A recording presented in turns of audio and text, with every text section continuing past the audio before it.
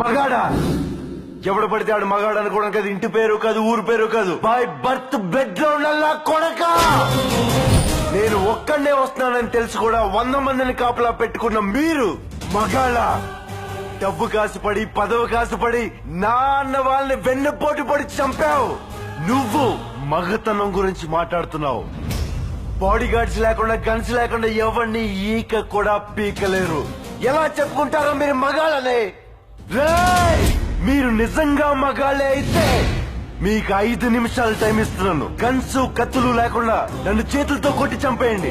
ఒక్కడొచ్చినా సరే, ఒకేసారి అందరూ కలిసి వచ్చినా సరే, నేను ఒక్క దెబ్బ కూడా తిరిగి కొట్టను. నన్ను చంపేయండి.